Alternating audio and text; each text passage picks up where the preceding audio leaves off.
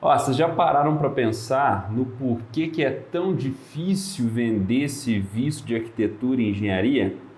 Se liga nessas questões aqui que eu tenho certeza que depois dela você vai enxergar a sua venda de uma maneira diferente.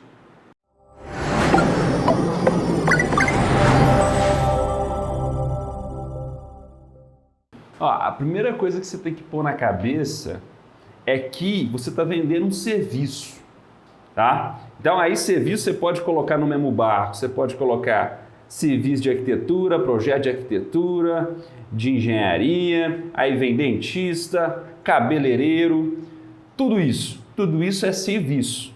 Quer dizer, você não está comprando um produto físico, tá? Então existe uma grande diferença. E por que muitas vezes de maneira errada, o engenheiro, o arquiteto, ele quer transformar o serviço dele, ele faz parecer que o serviço dele é um produto físico. Por que ele tenta fazer isso? A questão é que existe muita teoria já desenvolvida para você vender produto físico, tá? Tem muitas técnicas, tem muitos livros, tem muitas maneiras de fazer isso. E para serviço é um pouco mais difícil. Porém, fazer isso é um erro, tá? Guarda essa é a nota no caderninho. Não tenta transformar o seu serviço, o seu produto, que é um serviço de engenharia e de arquitetura, num produto físico. Por quê? Porque não é. Né? Então as coisas são diferentes e hoje a gente já pode trabalhar isso de uma maneira mais inteligente, tá? Mas o primeiro passo é entender por que é tão difícil. Depois que você entender por que é tão difícil você vender um serviço, eu tenho certeza que você já vai ter uma cabeça muito mais aberta para adotar estratégias mais inteligentes para fazer a venda do seu serviço. A primeira coisa que você tem que entender é que o seu produto ele é intangível. O que é intangível? Intangível é alguma coisa que não dá para você tanger, tá? Aqui nós vamos abrir isso para o fato de que a gente não consegue ver um serviço de engenharia, tá? O serviço em si, a gente não consegue cheirar, a gente não consegue comer, a gente não consegue tocar. Serviço é um serviço, tá? Ah, mas eu consigo ver a planta, né? Ah, eu consigo ver a casa. Não, isso não é o serviço de engenharia. O serviço de engenharia e de arquitetura é uma inteligência, um conhecimento que você vende para o seu cliente. Você representa esse seu conhecimento através de uma planta, através do memorial de cálculo, né? E a casa é um produto final em que você faz parte do processo. Não é o seu serviço a casa. Você faz o projeto dela. Então a gente tem que entender que o nosso produto não dá para ver, não dá para tocar. E olha o tanto que isso é problemático. Imagina que você vai numa loja, passa na frente de uma loja, no shopping lá, e tem um óculos.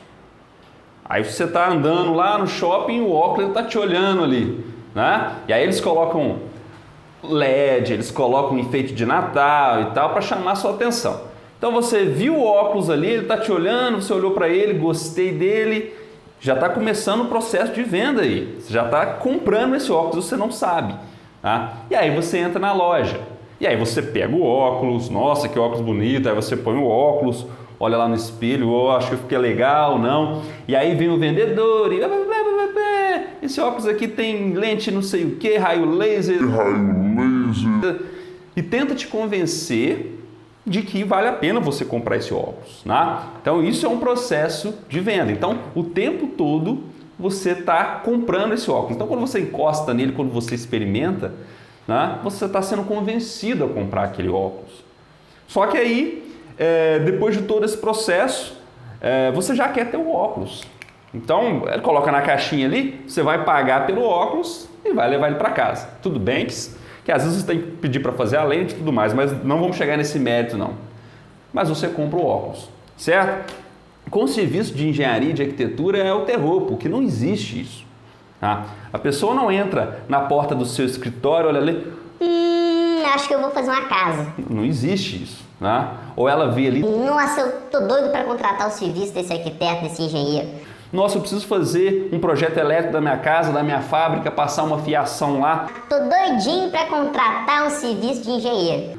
Sem chance, né? Então, esse é o primeiro ponto. E outra, às vezes parece que é um pedágio que o cliente está pagando para poder ter o que ele almeja. Ele não contrata o serviço de um engenheiro eletricista porque ele quer serviço de engenheiro eletricista, ele quer a parte elétrica instalada na casa dele. Ele quer um sistema elétrico instalado. Ele não contrata esse serviço de arquitetura porque ele está doido para contratar para ter uma plantinha. Não, ele quer a casa dele.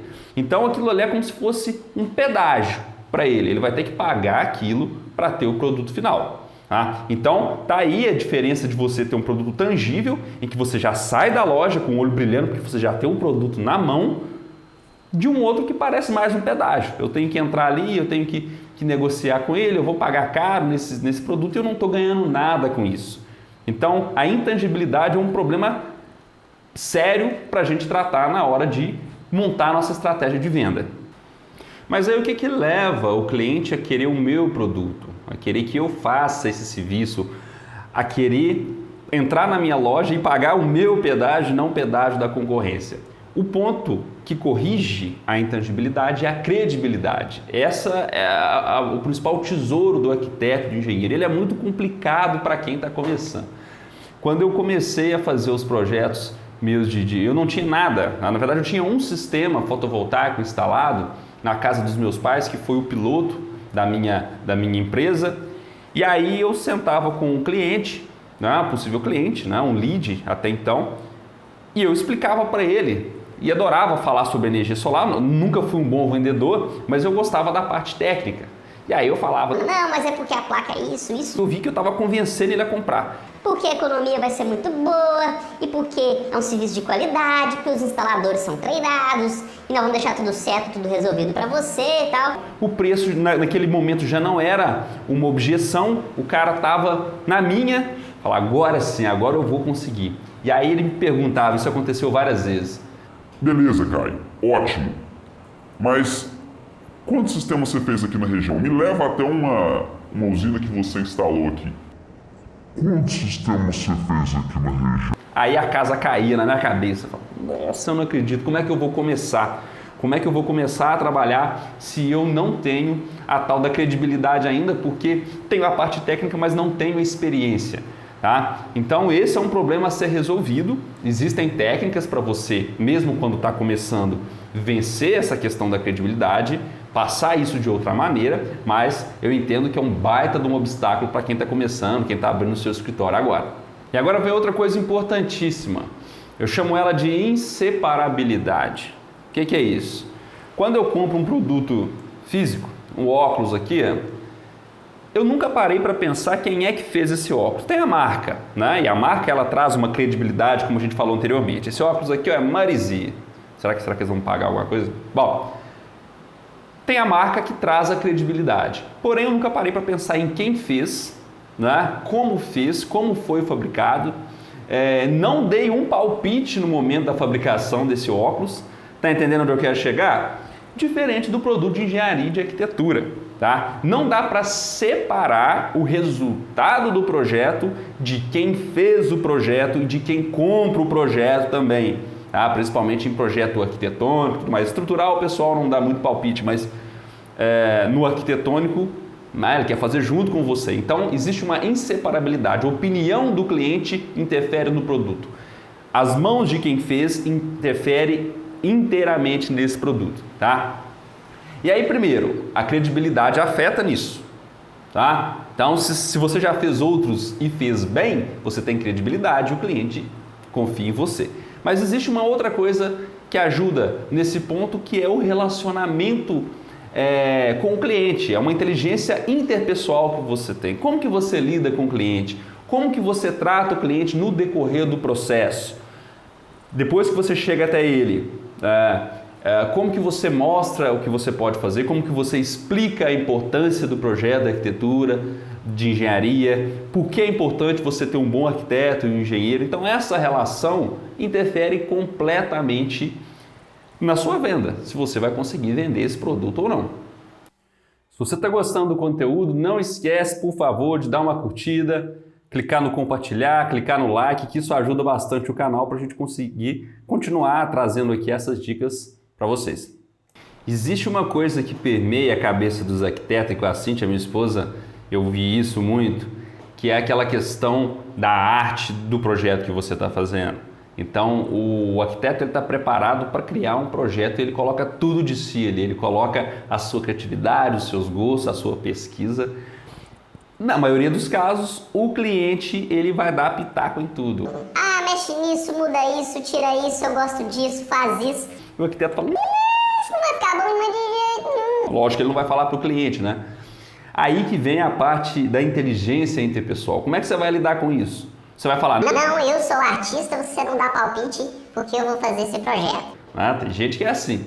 Imagina, né? O cliente fala, Beleza, então você faz de graça, porque eu não vou pagar. ah, então saber lidar com isso, entender como o cliente pode participar disso, né? O que ele pode interferir, até que fase ele vai interferir nesse projeto e depois como que você vai conversar, como que você vai convencer ele de que a maneira que você está fazendo vai ficar melhor. É a questão da inteligência interpessoal. Eu estou falando aqui na fase do projeto, mas isso começa desde antes, no seu relacionamento com o cliente, como você apresenta isso para ele, ou no feedback de outros clientes. Ó, faz o projeto lá com o Caio, porque nossa, o Caio fez muito bem, me explicou como que fazia, tive uma ideia, ele mostrou que poderia ser diferente, fez uma coisa melhor do que eu estava pensando. A maneira que você lida com o cliente é importante. Você pode fazer uma casa perfeita no seu projeto, mas se o cliente se sentir incomodado durante o processo, da maneira que você rejeitou as ideias dele, não adianta fazer uma casa linda, você tem que fazer a casa perfeita. Se você fizer uma casa linda, ele já vai criar dificuldade, tá? Então pensa nisso. Agora tem uma outra também que é muito complicada, que é a variabilidade. A variabilidade é o seguinte, imagina que eu compro esse mouse aqui, tá? Se meu vizinho comprar o mesmo modelo desse mouse aqui, o mouse vai ser idêntico. Se um cara num outro canto do Brasil, lá em Manaus, comprar esse modelo de mouse aqui, o mouse vai ser idêntico. E às vezes até em fabricação em locais diferentes. Ele pode ter sido fabricado na China e você tem uma outra fábrica em Taiwan, no Brasil, e eles fabricam um mouse idêntico. Tá? É a mesma coisa que você está comprando, seu vizinho está comprando, o outro está comprando. E ele sabe o que ele está comprando. Tá? Porque outras pessoas já avaliaram o produto e são idênticos. Para projeto de arquitetura e de engenharia existe uma chance de variabilidade muito grande. Eu não estou falando aqui de design, porque logicamente o design tem que ser uma coisa inédita, né? Na maioria dos casos, para cada cliente. Eu digo que na qualidade do que você está entregando. Pensa só, você faz uma etapa do projeto, na outra etapa é um estagiário que vai fazer. Você tem um estagiário A, um estagiário B. No primeiro projeto você dá para o estagiário A. O estagiário A ele já é mais experiente, ele faz o produto com a qualidade. Você entrega um outro projeto para o estagiário B. O estagiário B tem uma dificuldade maior, já tem outra entrega. Tá? Então, a chance de ter uma variabilidade no nosso produto ela é muito grande. A gente tem que tomar muito cuidado com isso, tá? E entregar sempre um produto de qualidade. Como é que eu consigo garantir que o meu produto não tem uma variabilidade muito grande? Primeira etapa, uma sistematização do processo. Tá? Então, se você tem tudo organizado na sua empresa, primeiro passa por aqui, o tempo para fazer isso é mais ou menos isso aqui, depois vai para essa etapa, essa etapa, essa etapa, você entrega o produto mais parecido com o anterior em termos de qualidade. Outra questão é o treinamento. Você treina os seus funcionários, eles têm um padrão para desenvolver alguma coisa, tá? Em muitos casos é mais difícil de fazer esse treinamento, mas em outros não. Então, o quanto mais uniforme você deixar o seu processo de elaborar um projeto ou qualquer outro serviço de engenharia e arquitetura que você faz, a chance de você garantir uma qualidade e uma menor variabilidade, obviamente, é maior. Outra questão, o seu produto ele não é estocável, né? A gente chama isso de inarmazenabilidade. Você não consegue guardar um produto e esperar o cliente. Igual estava meu óculos lá me esperando para comprar. Você consegue fabricar uma quantidade grande e esperar a demanda de cliente para poder vender. Tá? Em termos de serviço, é impossível fazer isso. Isso gera uns problemas muito grandes. Olha só, o exemplo de um salão de beleza. Um salão de beleza, normalmente, na hora que está chegando o final de semana ali, tem as festinhas, casamento, ele lota. Aí, às vezes, a cabeleireira está vendo aquela fila enorme e ela deve dar uma dor no peito que ela vai chegar. Ô meu filho, não vou poder te atender hoje porque, ó só, tem serviço até 7 horas da noite. Você imagina, isso acontece muito, tá? Por quê? Porque a demanda dela, ela normalmente é represada para os finais de semana. Na terça-feira, quarta-feira, normalmente ninguém quer fazer um penteado caro, uma maquiagem, porque normalmente não tem evento para você ir, né? E aí a cabeleireira fica esperando, às vezes, o salão vazio e ninguém quer ir lá porque não está na data certa. Aí ela pensa, Nossa, se eu pudesse pegar aqueles clientes que ficaram na fila lá, trancar eles numa jaulinha, com carinho. Eu tranco ele dentro da jaula e na hora que chega na segunda-feira eu abro a jaula e eles saem e eu vou cortar cabelo a rodo.